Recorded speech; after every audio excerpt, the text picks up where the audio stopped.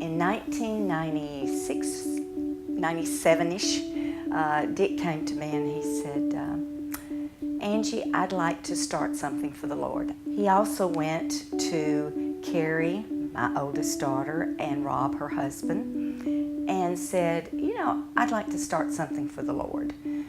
And Carrie had worked at a facility that worked with special needs children and medically fragile children. When insurance ran out, this facility had to let the children go, and this disturbed Carrie very much. The Lord had given us a special needs grandchild. My youngest daughter, Carrie's sister, Jeannie Carr, had a special needs child, Cody, and we were blessed enough to go through so many of the experiences that families have with special needs children. So many of the experiences of needing love, support, understanding, facilities, care. Dick said, I want to start a place that's Christ-centered, that Cody can use someday if he needs it. Special Kids is a Christian not-for-profit organization, and we take care of children who have special needs and who are medically fragile. And we operate on an outpatient basis, so our facility's open through the daytime, Monday through Friday, and we provide occupational, physical, and speech therapies. And also we have a skilled nursing program that's a very unique entity within Tennessee and within the southeast of the United States, where we have nurses who care for children who are too medically fragile to go to school or go to daycare, and so they come and they're cared for. And over the years we've seen many miracles that God has produced, and first and foremost are the miracles of the children themselves, and seeing their situations being remedied, and God healing children, and God bringing children to a better place in life. We had gone through a lot of testing, and we knew where the problems were. My mom, she had found out that I had autism. We had already been told that she had autism and that we needed to learn PEC and sign language because she was never going to talk. That day, I walked out of that doctor's office at Vanderbilt. I wiped a tear from my eyes, and I was like, she's going to talk. She's going to talk. And I talked to the insurance companies about getting her into Special Kids. And I'd already kind of came down and saw the place. And she said that she would find a way for me to talk, because she's like awesome like that. My baby's going to get help at Special Kids because I know that they can help her. I know that they can. When we came here, Megan's first time here, I cried for 3 hours when we left because I could already see a transition and a change happening. I knew that y'all were going to be able to help her. And we did occupational therapy and we did speech therapy. And she even had outside help with behavioral therapy, but it was here that we got the center of the help.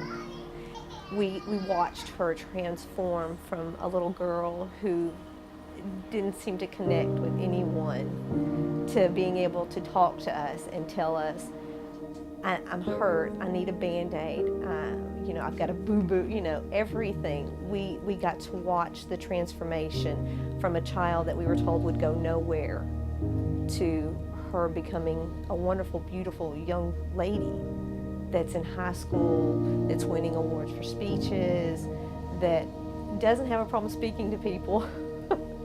I guess I'm a talking machine or something. And she knows that she's different, and she's accepted that, but we would never have gotten to the point we're at without all the help from you guys. Although I'm autistic, I'm unique, I'm different, and it's all right to be different, and it's not the end of the world. They cared about Megan and Megan's future. It wasn't about the money, it wasn't about the dollar, it was about her future, it was about her being able to function in life and society's acceptance of her. Without you guys, I don't know where we would be. I don't think she would be anywhere where she is today. Special Kids means help for kids that really need it, like kids that have been told, you can't do this, you guys helped me to get to where I am today.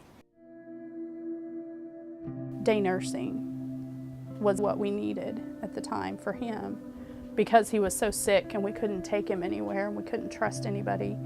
Since I had cancer, I was getting chemotherapy and I was really sick, and so started coming here. I mean, he was a very sick little boy. It was very safe here. It felt very safe.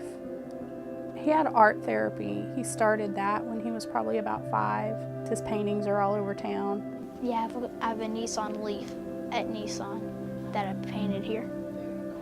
It helped his fine motor skills because he had central nervous system involvement. He started treatment. It was very aggressive. They have become family. I mean, there are people here, and there are people that have left here that we're still in contact with, that have moved out of state and all the way across the United States and drive trucks, and we're still in contact with many of them. I mean, they're just part of the family.